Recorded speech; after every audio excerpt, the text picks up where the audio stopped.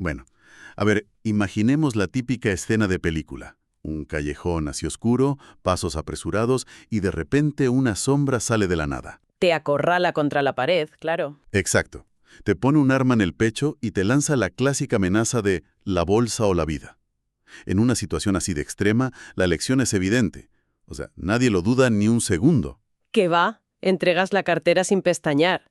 Es puro instinto de supervivencia. Totalmente. Porque, a ver, tenemos asimilado de forma absoluta que la existencia tiene un valor incalculable. Ninguna cantidad de billetes compensa perder el futuro. Claro. Pero fíjate que aquí es donde la situación se vuelve profundamente paradójica para nuestro día a día. Antes de continuar, no olvides suscribirte al canal y activar la campanita para no perderte ningún libro como este. Si observas la rutina general, a plena luz del día, en oficinas superiluminadas y sin atracadores a la vista, resulta que hacemos justo lo contrario. Es verdad. Silenciosamente, casi por inercia, estamos entregando nuestra vida entera a cambio de dinero. Ya, es tremendo. Y desmantelar esa paradoja es precisamente la misión de nuestra inmersión profunda de hoy. Vamos a explorar una perspectiva que rompe por completo, pero por completo, los esquemas tradicionales. Eso es. Esquemas sobre el trabajo, la acumulación de riqueza y nuestra definición cultural de lo que significa tener éxito. Y para ello, hemos recopilado un material interesantísimo. Ponemos hoy sobre la mesa los principios de un libro revolucionario, La bolsa o la vida, escrito por Joe Domínguez y Vicki Robin. Un clásico absoluto. Sí, pero la investigación no se queda solo en el texto original, ¿eh? Hemos cruzado esos conceptos con datos sobre su impacto actual, Ajá. analizando cómo estas ideas son el motor de movimientos contemporáneos de vida sostenible y de creadores súper influyentes como el conocido Mr. Money Mustache. Claro. El objetivo final de este análisis es proporcionar, digamos, un marco conceptual sólido a quien nos escucha, para dejar de ver las finanzas como un agujero negro que absorbe nuestra vitalidad. Tal cual. Y en su lugar, trazar un mapa hacia la inteligencia, la integridad y la independencia. Un cambio de paradigma que, sinceramente, resulta urgente si analizamos el contexto actual. Quien siga temas de economía ya conoce los síntomas. Sí, estamos agotados. Exacto. El modelo de trabajar sin descanso para consumir cosas que no necesitamos nos está pasando factura a todos. No hace falta detenernos a explicar lo absurdo del consumismo desmedido hoy en día. Ya. Pero fíjate que lo que aportan Domínguez y Robin no es la típica queja superficial, o sea, no es solo decir que el capitalismo es malo y ya está. Para nada. Ofrecen un bisturí casi matemático, para extirpar ese comportamiento de nuestra mente. Y todo empieza por reconocer que estamos operando con un plano, con un mapa completamente obsoleto. Me encanta esa analogía. Es que es muy gráfica. Imagina intentar orientarte hoy en día por el centro de Madrid o de Barcelona utilizando un mapa de papel impreso en 1890. Madre mía, imposible. Claro. Donde el mapa dice que hay un bosque súper tranquilo, pues ahora mismo hay una autopista de 6 carriles o un centro comercial inmenso. Ya ves. Y la respuesta de la mayoría de la gente, en lugar de tirar ese mapa caducado a la basura, es enfadarse con el tráfico. Es que es tal cual. El problema es que ese mapa original se diseñó para otra época totalmente distinta. Durante la Revolución Industrial, a finales del siglo XIX, el objetivo de la sociedad era la pura supervivencia material. Construir cosas, básicamente. Exacto. La construcción de infraestructura básica. Líneas de ferrocarril, fábricas, la mecanización de la agricultura. En aquel contexto histórico, producir más y tener más se traducía directamente en seguridad y bienestar. Claro, tenía sentido entonces. Efectivamente. Pero el conflicto surge al intentar aplicar esa misma lógica de expansión infinita ahora, en pleno siglo XXI. Porque las estadísticas demuestran que el sistema actual cruje por todas partes, o sea, no da más de sí. Es de locos. Los textos documentan cómo el trabajador medio, por poner el ejemplo central de las fuentes, trabaja un 20% más que en la década de los 70. ¿Un 20% más? Sí, pero contradictoriamente goza de un 32% menos de tiempo libre. O sea, vemos incrementos en las tasas de bancarrota personal, niveles de estrés crónico paralizantes. El motor va a tope. Exacto. El motor de la sociedad gira a más revoluciones que nunca, pero parece que el coche va marcha atrás. Totalmente. Y fíjate en los casos reales que exponen los autores para ilustrar este colapso personal. Antes de continuar, no olvides suscribirte al canal y activar la campanita para no perderte ningún libro como este. Hablan de figuras como Chris Northrup, por ejemplo. Ah, sí, ¿la médico? Eso es, una médico brillante, inmersa en un entorno súper competitivo. Trabajaba 80 horas a la semana intentando cumplir con absolutamente todo. 80 horas, qué barbaridad. Tela, ¿eh? Quería ser la profesional del año, estar en todas las juntas directivas y encima mantener la imagen de la familia perfecta. Su vida parecía un éxito rotundo sobre el papel. Claro, de cara a la galería. Exacto. Pero en la práctica, esa carrera profesional devoraba cada segundo de su tiempo. O también mencionan el caso de Gordon Mitchell. El asesor financiero. Sí, un tipo que dejó atrás su vocación de activista social para meterse a asesor financiero. Y terminó asfixiado por las deudas simplemente por intentar mantener el estatus y el nivel de vida que supuestamente debía ostentar. Ambos son el ejemplo perfecto de lo que el libro denomina estar subido al tío vivo del dinero. El famoso tío vivo, sí. Y aquí es donde los autores nos obligan a hacer un ejercicio de honestidad brutal, pero brutal, y calcular lo que realmente ganamos. Porque lo habitual es mirar la nómina final de mes, ¿verdad? Claro, lo que hace todo el mundo. Divides la cifra por las 40 horas semanales oficiales y asumes que ese es tu valor por hora. Pero a ver, esa ecuación ignora por completo la maquinaria invisible y los costes ocultos de mantener un empleo. Ojo a esto porque la mecánica de este engaño es fascinante y devastadora a la vez. Vale, vamos a desgranarlo con matemáticas reales, porque aquí es donde tuve la gran epifanía revisando los apuntes. Supongamos que alguien tiene un sueldo aparentemente decente, digamos unos 20 euros la hora. Vale, ¿suena justo? Parece justo, sí. Pero la fórmula de Domínguez te exige restar los gastos derivados. Hay que descontar, por ejemplo, el coste diario del combustible. ¿Y el mantenimiento del coche? Claro, o los abonos de transporte. También hay que restar el coste de la ropa formal, los típicos uniformes o trajes que jamás en la vida te pondrías en tu tiempo libre. Ya, es que suma y sigue. Y luego están las comidas caras en la cafetería de la oficina, porque llegaste a casa destrozado y no te dio la vida para cocinar la noche anterior. Totalmente. Y por si fuera poco, hay que incluir el dinero gastado en la descompresión. Uf, ese concepto es tremendo. Es que es brutal. El dinero que te gastas en terapias, masajes o vacaciones exóticas cuya única función es desestresarte psicológicamente para poder soportar el propio estrés que te genera el trabajo. Es la pescadilla que se muerde la cola. O sea, pagas para aguantar tu curro. Y fíjate que no solo se resta dinero en esta ecuación, sino tiempo. Claro, el tiempo de los desplazamientos. Eso es. Si sumas las horas invertidas en los atascos, el tiempo de preparación por las mañanas y las tardes de agotamiento total en el sofá tratando de recuperarte, el denominador de la fracción crece enormemente. Se dispara. Y al hacer la división real, resulta que esos 20 euros teóricos por hora pueden colapsar fácilmente hasta convertirse en 4 o 5 euros por hora netos. Es que resulta escalofriante, de verdad.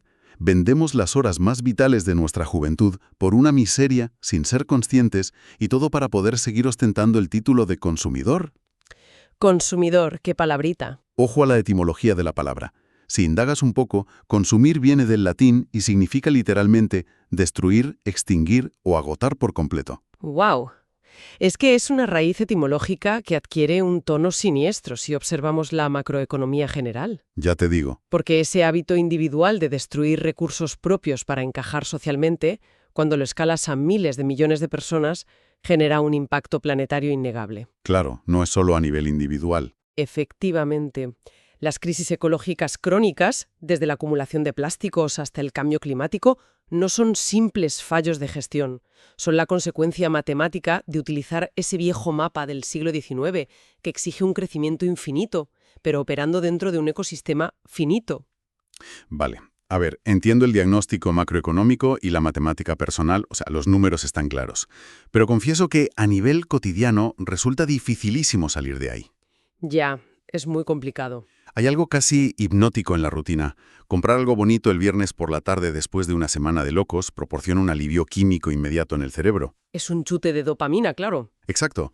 Entonces, ¿cómo logran las fuentes que analizamos romper esa adicción psicológica para que no volvamos a caer en el mismo patrón el lunes siguiente? Pues atacan directamente la raíz del automatismo mediante la observación de los hábitos heredados y utilizan metáforas maravillosas para ilustrar nuestra propia ceguera financiera. Cuéntame alguna. Antes de continuar, no olvides suscribirte al canal y activar la campanita para no perderte ningún libro como este. Hay una anécdota muy famosa en los textos sobre una familia que cocinaba una pierna de cerdo al horno. Resulta que la madre siempre cortaba los dos extremos de la carne antes de meterla a asar. Vale. Cuando su hija le pregunta el motivo de hacer eso, la madre responde que, esa era la receta tradicional de la abuela. Van a preguntarle a la abuela. Y esta alude a la gran sabiduría culinaria de la bisabuela. Se pasan la pelota, ¿no? Exacto. Y finalmente consiguen contactar con la bisabuela. La mujer se echa a reír a carcajadas y les confiesa que ella cortaba los bordes simplemente porque en su época su bandeja de horno era demasiado pequeña. Madre mía, qué bueno.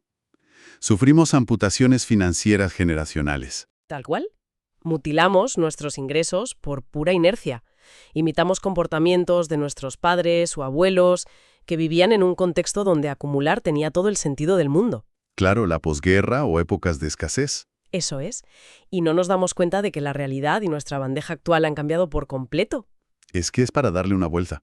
Y esa inercia también se refleja en cómo gestionamos la frustración económica. Proponen la analogía de un laberinto, con una rata.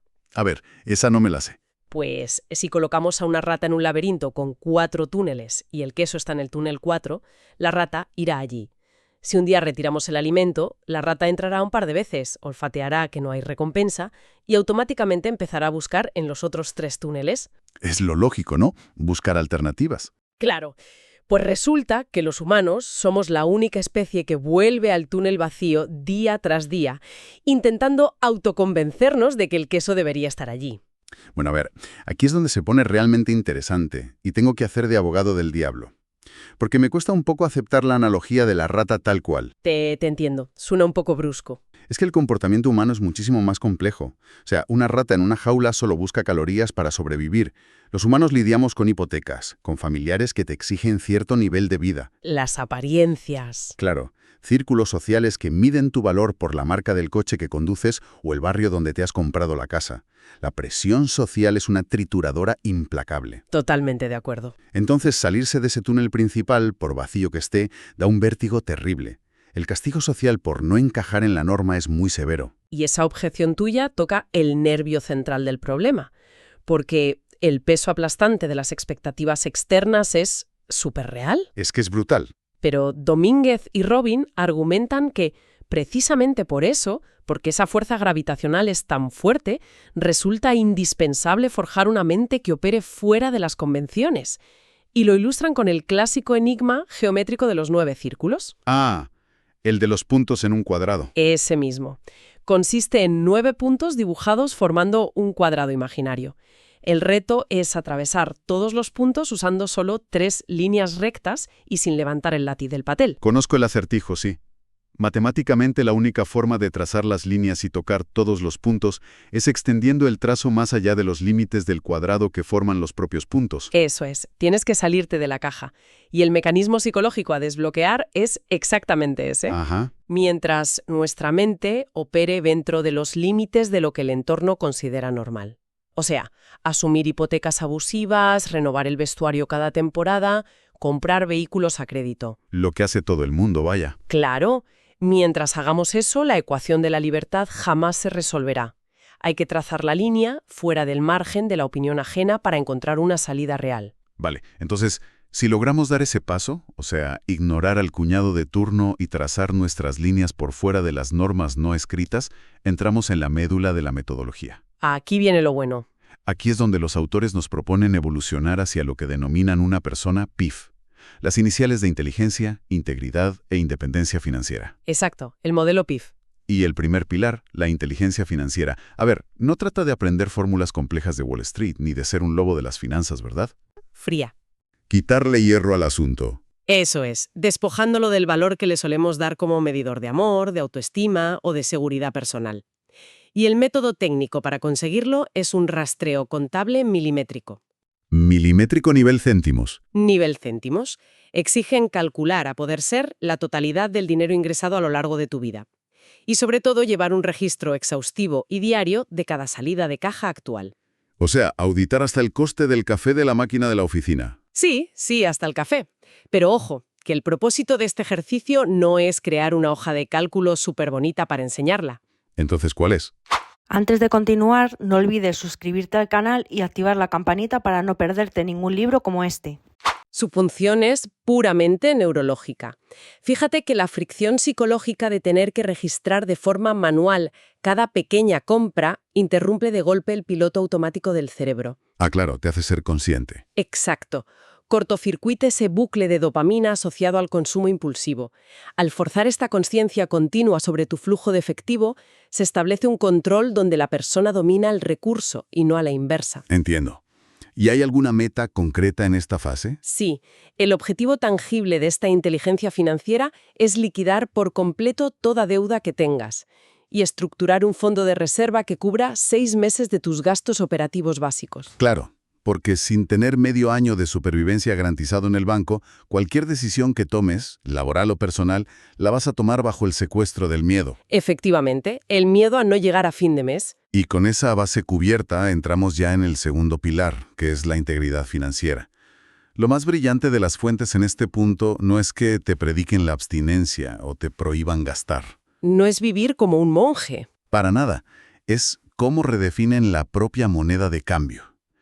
Este fue el giro conceptual que a mí personalmente me voló la cabeza revisando el tema. Es que es potente, ¿eh? Nos enseñan que el dinero no son números en la pantalla del banco ni billetes. El dinero es, de forma literal, nuestra energía vital. Es una transformación profunda de cómo vemos la realidad económica. Totalmente, porque la moneda no se genera de la nada. Es el equivalente físico de las horas irrecuperables de tu existencia que has entregado en el trabajo. Las horas de tu vida. Exacto. Retomando la matemática de antes, donde el salario real tras descontar costes y tiempos ocultos se quedaba en unos 5 euros netos por hora. Si tú te paras frente a un escaparate y ves una chaqueta de diseño que cuesta 250 euros, la etiqueta ya no dice un precio en euros. Claro, la lectura cambia por completo. La etiqueta te está gritando a la cara. Esto cuesta 50 horas de tu tiempo biológico. O sea, te obliga a evaluar la transacción de una forma súper visceral. Es que duele pensarlo así. Duele mucho. ¿Merece la pena cambiar más de una semana entera de madrugones, fatiga y estrés crónico a cambio de ese trozo de tela? Y esa interrogación constante es el filtro maestro de la integridad financiera, ¿sabes? Permite discernir de manera quirúrgica si un desembolso resuena de forma auténtica con tu propósito vital. Te hace cuestionarte todo. Exacto. Al aplicar esta lente de aumento a las finanzas cotidianas, aflora la comprensión real de la palabra suficiente, que es otra clave del libro. El saber qué es suficiente. Eso es. Entender lo suficiente no implica vivir en la miseria absoluta ni privarse de las alegrías de la vida. Representa el punto exacto donde el consumo te aporta un valor genuino y felicidad. Sin pasarse de la raya. Claro, sabiendo que cualquier recurso gastado más allá de ese límite óptimo es simplemente inercia y un desperdicio irracional de tu energía vital. Y el efecto secundario de aplicar esa integridad en tu día a día es puramente matemático. Al frenar esa hemorragia de energía vital en cosas que no nos aportan nada real, se genera de manera automática un excedente masivo de ahorro. Los números empiezan a cuadrar. Eso es. Ese margen mensual es el combustible indispensable para acceder al tercer y último pilar, la independencia financiera. Que es la meta final.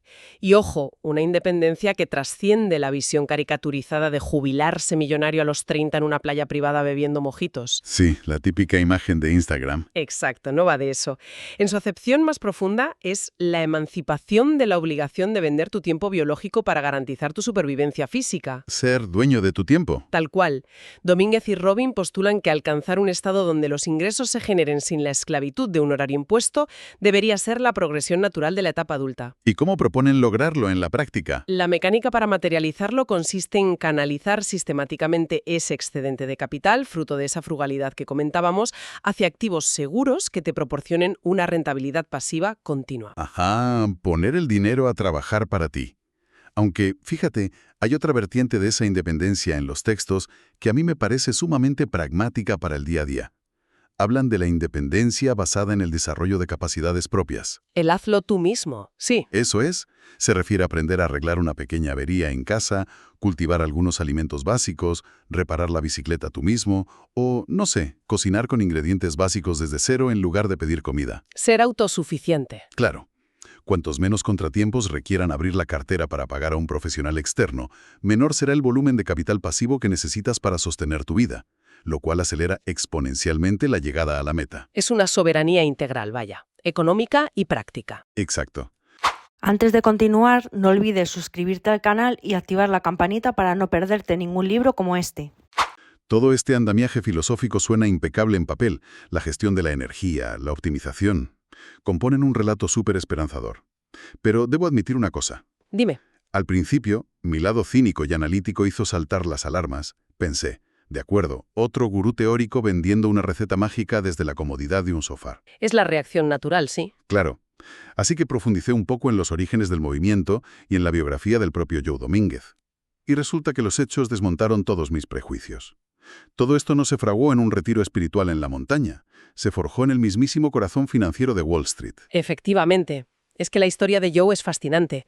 Él trabajaba como analista técnico en el sector de las finanzas corporativas. Vamos, que estaba metido de lleno en el ajo. En la cueva del lobo. Eso es. Sin embargo, su motivación íntima no era acumular millones infinitos para escalar en la jerarquía, sino descifrar el engranaje del sistema capitalista para lograr escapar de él de manera definitiva. ¿Y vaya si lo logró? Vaya que sí. Lo demostró empíricamente. En el año 1969, con tan solo 31 años, alcanzó su umbral de independencia económica y se retiró. Jamás volvió a depender de un salario estructurado. 31 años, madre mía. Y luego está el caso de Vicki Robin, claro. Exacto. Ella había dejado atrás una carrera emergente en la actuación y adoptó esa misma rigurosidad analítica de Joe Marpen, aplicándola a sus modestos ahorros. Y las acciones que tomaron una vez que fueron libres, o sea, libres financieramente, destrozan por completo la narrativa clásica de que hacer dinero te vuelve egoísta. Totalmente. En lugar de aislarse a vivir la vida loca, dedicaron las décadas siguientes al activismo social y al voluntariado. El movimiento comenzó de una forma súper orgánica, distribuyendo sus propios apuntes contables en fotocopias a conocidos y familiares. El boca a boca de toda la vida. Sí. Evolucionó hacia pequeños talleres y luego a seminarios masivos que impactaron a más de 30.000 personas. Y ojo a esto, sin gastar un solo céntimo en campañas de publicidad. Es de locos el impacto que tuvieron. Y todo el flujo económico generado por la venta del libro original y por dar esas conferencias lo derivaron íntegramente hacia una fundación filantrópica. Predicaban con el ejemplo. Y fíjate que los testimonios documentados de aquella época narran transformaciones radicales. Del tipo... Pues hablan de matrimonios que salvaron su relación al desactivar la bomba de relojería que suponía la tensión de no llegar a fin de mes, o de profesionales superquemados que experimentaron un alivio mental tremendo al obtener, por fin, una transparencia absoluta sobre las matemáticas de su propia vida. ¡Qué maravilla!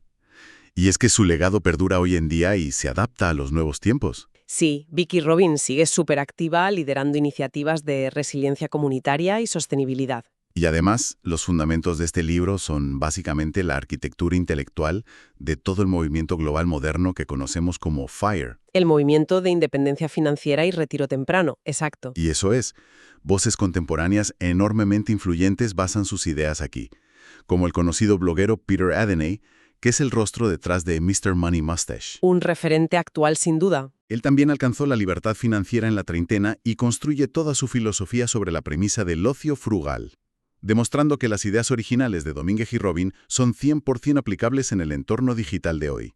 Claro, la base es la misma. De acuerdo, pero necesito plantear una objeción fundamental aquí, porque seguramente sea el pensamiento recurrente de quien nos esté escuchando ahora mismo, de camino a la oficina en el atasco. A ver, dispara. Joe Domínguez diseñó y aplicó todo esto en los años 60 y 70. Hablamos de un analista de Wall Street en una era de crecimiento económico brutal. Ya sé por dónde vas. Claro, hoy nos enfrentamos a una inflación que devora el poder adquisitivo cada mes, unos precios de la vivienda totalmente inaccesibles y salarios que, en términos reales, llevan décadas estancados en muchos sectores. Es el panorama actual, sí. Entonces, la pregunta obligada es, ¿no es este paradigma un fósil económico? O sea, ¿se sostienen estas matemáticas frente a la hostilidad de la economía actual? Pues mira, es una duda totalmente justificada que refleja la incertidumbre que vivimos. Sin embargo, al desgranar los mecanismos de este método, su robustez resulta súper evidente. ¿Por qué lo dices? Porque el éxito empírico de la estrategia no residía en usar complejos algoritmos de especulación o en tener información bursátil privilegiada. El verdadero motor financiero de este sistema es tu tasa de ahorro. Ajá. Una tasa de ahorro impulsada por una reevaluación radical de en qué te gastas el dinero.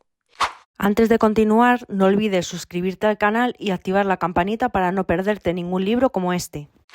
Y la aritmética de la frugalidad es, francamente, impermeable al paso del tiempo. O sea, gastar mucho menos de lo que ingresas. Exacto. Operar con un margen donde los gastos son muy inferiores a tus ingresos e invertir ese sobrante en fondos diversificados de bajo coste. Eso sigue ofreciendo resultados matemáticos consistentes, independientemente de la década en la que vivas. Básicamente me estás diciendo que si reduces drásticamente la cantidad de recursos que necesitas para vivir con dignidad, la montaña financiera que debes escalar se vuelve muchísimo menos pronunciada. Lo has resumido a la perfección. Y los registros empíricos actuales lo ratifican.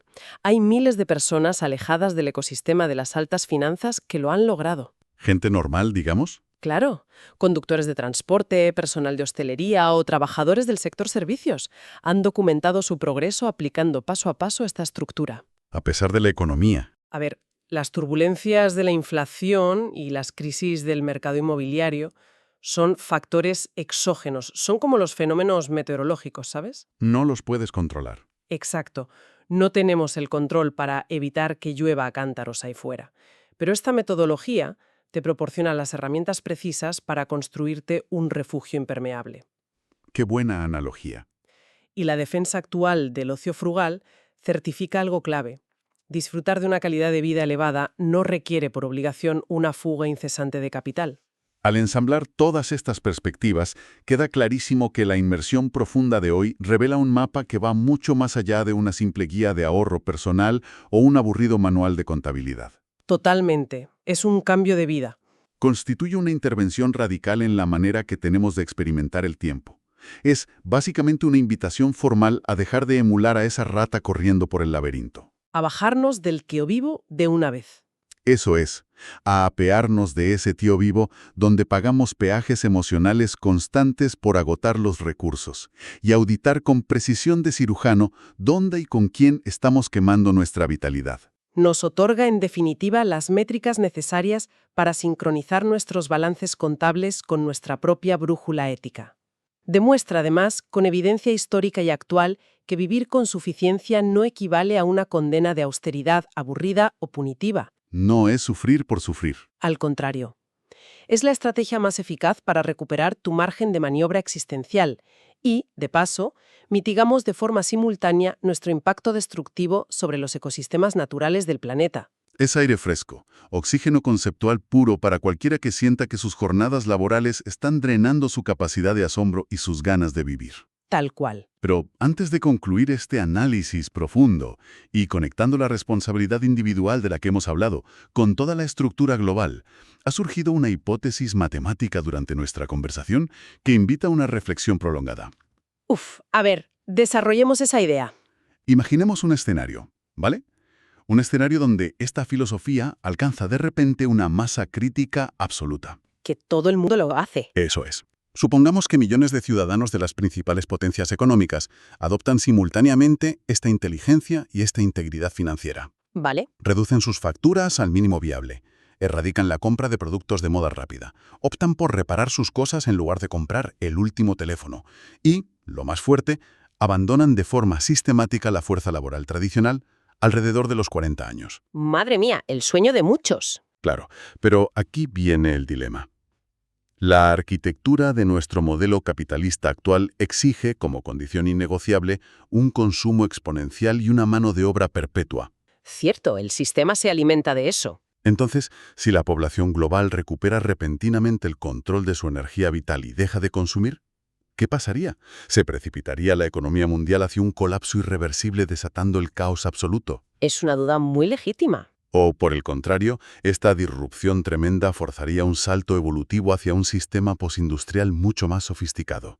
Un sistema vertebrado en torno a la creación artística, el apoyo comunitario y el progreso científico, pero con un propósito real. ¡Wow! Es que es una incógnita sociológica de primer orden. Totalmente. Una pregunta espectacular para que cada mente que nos está escuchando ahora mismo la explore y le dé una vuelta esta semana, mucho más allá de los números de su propia cuenta corriente. Sin duda, es el pensamiento perfecto para cerrar.